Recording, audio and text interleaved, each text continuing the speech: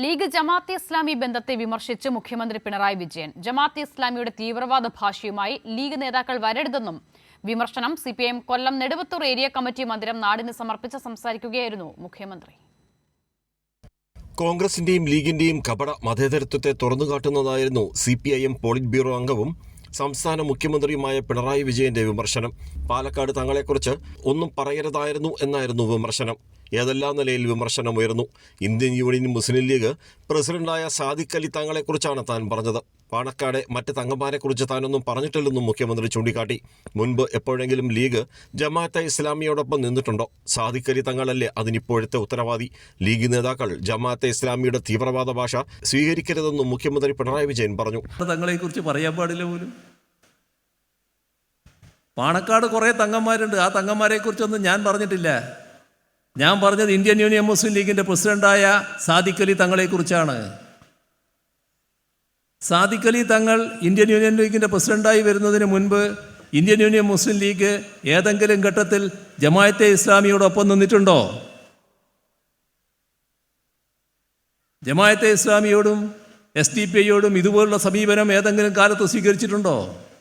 സാദിഖ് അലി തങ്ങളെക്കുറിച്ച് പറയാൻ പാടില്ല എന്ന് ലീഗിലെ ചില നേതാക്കൾ പറഞ്ഞാൽ അത് ഈ നാട്ടിൽ ചെലവാകുമോ? ആരെങ്കിലും അംഗീകരിക്കുമോ? സംഘപരിവാർ ബാബറി മസ്ജിദ് പൊളിച്ചപ്പോൾ ഔട്ട് ഓഫ് റേഞ്ചിലായിരുന്നു അന്നത്തെ കോൺഗ്രസ് പ്രധാനമന്ത്രി നരസിംഹ റാവു. 4 സീറ്റിനു വേണ്ടി ലീഗ് നേതാക്കൾ കോൺഗ്രസുമായി അന്ന് സമരസപ്പെട്ടുവെന്നും മുഖ്യമന്ത്രി പറഞ്ഞു. നരസിംഹറാവുവാണ് പ്രധാനമന്ത്രി. ഈ ബാബറി മസ്ജിദ് തകർക്കാൻ നിശ്ചയിച്ച ദിവസം തകർക്കേണ്ടവർ അതിനടുത്തേക്ക് പോയിക്കൊണ്ടിരിക്കുന്നു. ഒരു തടസ്സവുമില്ല, തടസ്സമേ ഇല്ല. കേന്ദ്ര സേനകളെല്ലാം നിർവീര്യം. ഇതെല്ലാം കണ്ടുകൊണ്ടിരിക്കുന്ന ഡൽഹിയിലെ പ്രമുഖരായ മതനിരപേക്ഷതയുടെ വക്താക്കളായ വിവിധ പാർട്ടികളുടെ ദേശീയ നേതാക്കൾ പ്രധാനമന്ത്രിയെ ബന്ധപ്പെടാൻ ശ്രമിക്കുന്നു. പ്രധാനമന്ത്രി ഔട്ട് ഓഫ് റേഞ്ച്, കിട്ടാനേ ഇല്ല, ഒരു തരത്തിലും കിട്ടുന്നില്ല. സന്ദീപ് വാര്യരുടെ പേരെടുത്ത് പറയാതെ UDFനെയും മുഖ്യമന്ത്രി കണക്കിന് കൈകാര്യം ചെയ്തു.